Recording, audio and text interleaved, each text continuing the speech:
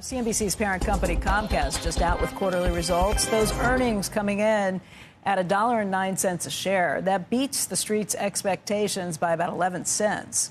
Revenue came in at $29.89 billion, and that was also better than expected. In fact, the company is saying this is a strong financial performance that beat analysts' expectations across the board.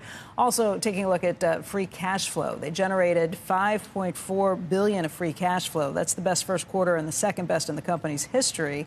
They're talking about how they returned $3.2 billion in capital to shareholders through dividends and buybacks. If you're looking at adjusted EBITDA, that was up by 1.9% over the prior year to $9.53 billion. If you dig into the numbers on this, Peacock paid subscribers grew by 20% to 41 million during the quarter. That was better than expected. The company says that was largely because of the charter bundle that they had introduced at the end of the quarter. Also up from about 36 million at the end of last year.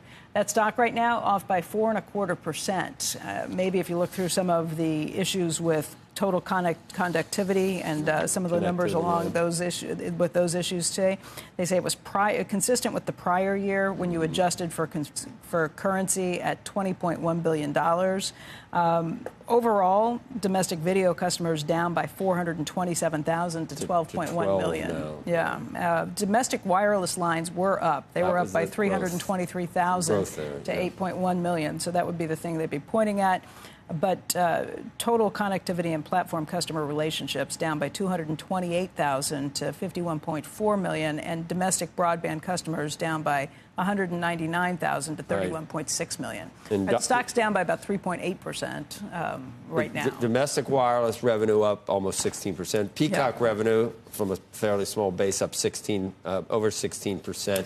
But like domestic residential broadband, 1.7%.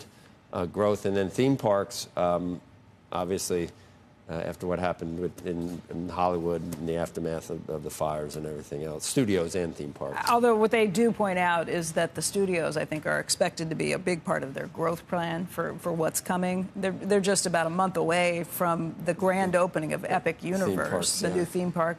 That's the big new one in Orlando, and I think we're going to be going down for that to be there for the show.